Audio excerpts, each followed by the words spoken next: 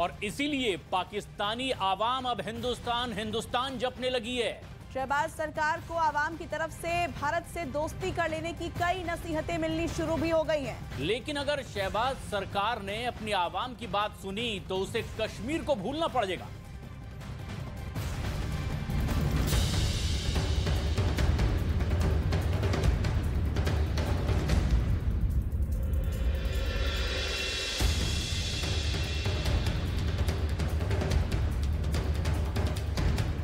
कहते हैं हालात के साथ सोच बदल जाती है।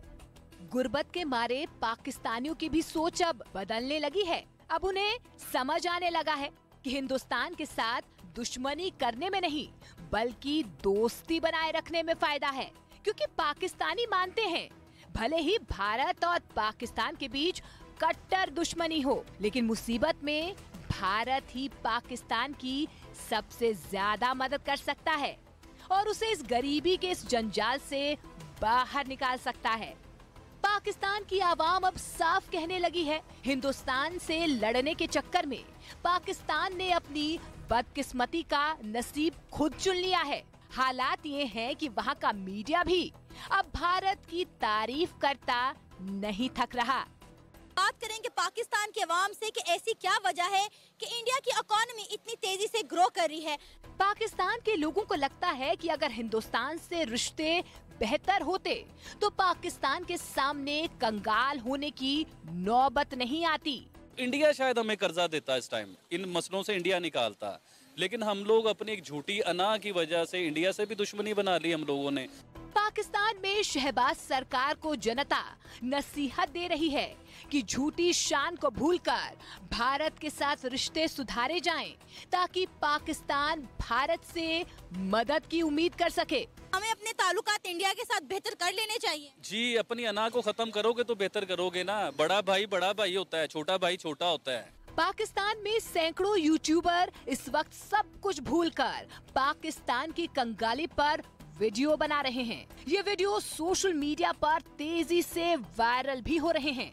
आम लोगों के बीच पहुंच रहे यूट्यूबर के वीडियो से कम ये तो पता चल रहा है कि इस वक्त पाकिस्तान सरकार और पाकिस्तान की आवाम दोनों भारत की तरफ उम्मीद भरी निगाहों से देख रहे हैं, लेकिन उनकी करतूतें उन्हें भारत से मुंह खोलने की इजाजत नहीं दे रही। YouTube पर मौजूद ऐसे हर वीडियो में पाकिस्तान के लोगों को हिंदुस्तान की याद आ रही है।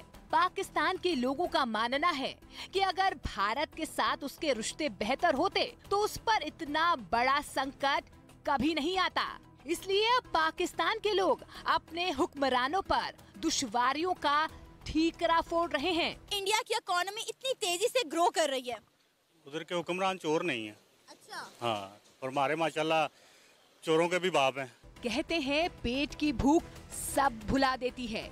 पाकिस्तान की जनता भी अब कश्मीर की तकरार को भूल जाना चाहती है और यही नसीहत अब पाकिस्तानी सरकार को भी मिलने लगी है। अगर ये इतने दावे करते हैं हमारे, तो भाई जाके आजाद करवाओ ना।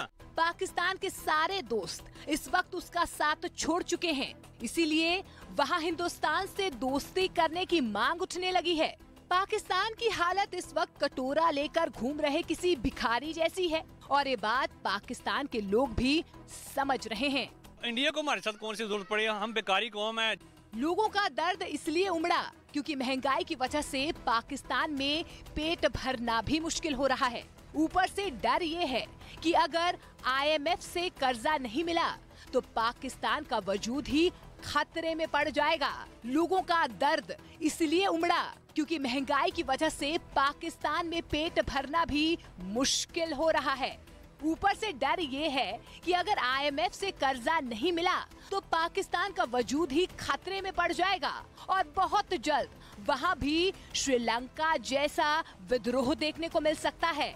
जब पाकिस्तान के प्रधानमंत्री की आवाज पर जनता हल्ला बोल देगी तब शहबाज शरीफ को जान बचाकर भागने की नौबत आ जाएगी।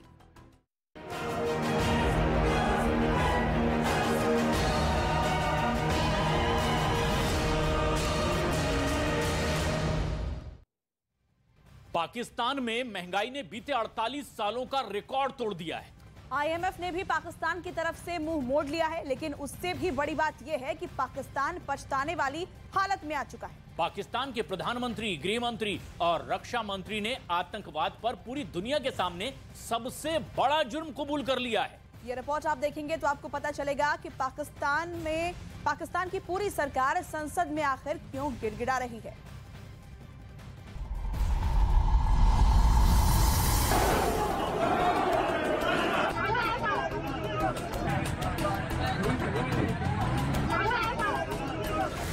मुजाहिदीन जो है वो हमने खुद बनाया।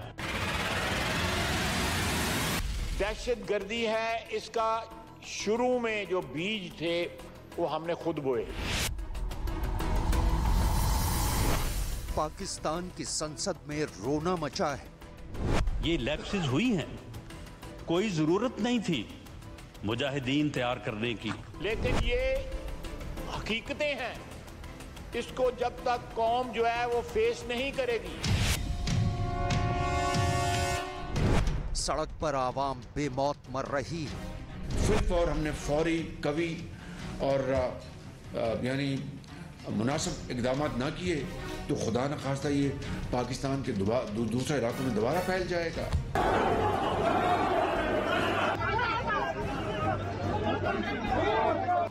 दुनिया में आतंकवाद की सबसे बड़ी फैक्ट्री और दुनिया भर में आतंकियों के सबसे बड़े एक्सपोर्टर पाकिस्तान का वजूद खतरे में है। वैसे तो इस मुल्क में परेशानियों और चुनौतियों का अंबार है, लेकिन इस वक्त इस देश के सामने महंगाई, कर्ज और आतंकवाद जैसे तीन सबसे बड़े संकट पहाड़ की तरह खड़े हैं। आलम यह है कि जो दहशतगर्दी पाकिस्तान की कोख से पैदा हुई, जिसे यहाँ की हुकूमत ने पाला पोसा, वही दहशतगर्द अब पाकिस्तान के लिए भस्मासुर साबित हो रहे हैं। एक तरफ महंगाई से हलकान पाकिस्तान को कर्ज न मिला तो दिवालिया होने का खतरा, और दूसरी तरफ आतंकी हमले से खौफ ऐसा कि अब तो जो मुल्क संवारने का ख्वाब दिखा रहे थे, अब उन्हें ही पाकिस्तान का नामो निशान मिटने का डर सता रहा है। यहाँ पर बिला खौफ तरदीद कह सकता हूँ कि अगर हमने फिल फौर हमने फौरी, कवि और यानी मुनासिब इकदाम ना किए तो खुदा न खास्ता ये पाकिस्तान के दूसरे इलाकों में दोबारा फैल जाएगा, और फिर तारीख में मेरे मुंह में खाक कि हमारा नाम भी कोई लेने वाला नहीं होगा। शेखी बघारने के आदी शहबाज ने बड़ी शराफत से कैसे पाकिस्तान की बदहाली और बर्बादी का ठीकरा पूर्व प्रधानमंत्री इमरान खान नियाजी के सर फोड़ा है, आपको आगे बताएंगे। अभी आपको पाकिस्तान की संसद के अंदर का रोना धोना और सबसे बड़ा कबूलनामा दिखाते हैं। इज्तिमाई गलती, कौमी गलती ये हुई हैं, ये लैप्सेस हुई हैं, कोई ज़रूरत नहीं थी मुजाहिदीन तैयार करने की, कोई ज़रूरत नहीं थी कि किसी भी जो है वो आलमी ताकत या किसी के भी कहने पे हमें जो है वो उस लड़ाई में जो है वो शामिल होने की। इन लोगों को मुजाहिदीन जो है वो हमने खुद बनाया, और उसके बाद फिर दहशतगर्द जो है वो खुद बन गए। पड़ोसी का घर जलाने के लिए आतंक की आग सप्लाई करने वाला पाकिस्तान जब खुद दहशतगर्दी की लपटों में घिरा तो शायद यहाँ के हुक्मरानों का सच से सामना हुआ। लेकिन सवाल तो ये है कि क्या ये कबूलनामा सच्चा है या फिर महज दिखावा, इसकी पड़ताल भी हम करेंगे। अब जरा यहाँ संसद की चार दीवारी के अंदर ही रक्षा मंत्री की बात भी गौर से सुन लीजिए। ये जो दहशतगर्दी है, इसका शुरू में जो बीज थे वो हमने खुद बोए। जिहाद का बड़ा शौक था और उस जिहाद के सिलसिले में अमेरिका के साथ जो हमारी अरेंजमेंट हुई वो तकरीबन 8-9 साल चलती रही, और उसके बाद अमेरिका हाथ धो के फतह के शादियाने बजाता वापस चला गया वाशिंगटन के रूस को शिकस्त हुई। उसके बाद 10 साल जो है हम इस चीज से निपटते रहे।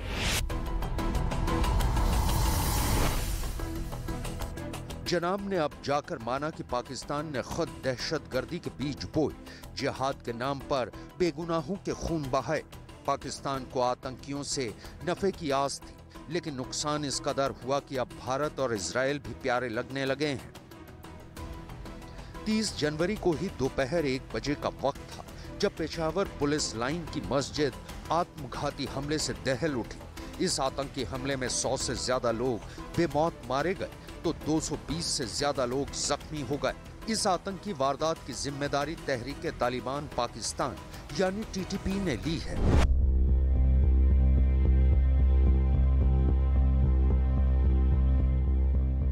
टीटीपी के एक धड़े ने पेशावर की मस्जिद पर हमले की जिम्मेदारी कबूली तो दूसरे धड़े ने फौरन इससे ये कहते हुए किनारा कर लिया कि वो मस्जिदों को निशाना नहीं बनाते।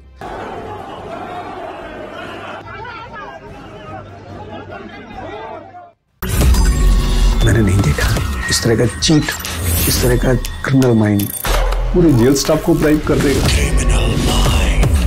मैं सोच भी नहीं सकता था। गवर्नमेंट फंक्शनरी को इम्पर्सनेट करता था, आवाजें बदलता था। टारगेट भी बहुत पावरफुल धनवान लोगों को करता है। ये एक ही चीज से रुक सकता है, अगर आप इसकी जीभ काट दो। न्यूज चैनलों के इतिहास में पहली बार न्यूज 18 इंडिया की web series FIR number 208 streaming 3rd February 9 PM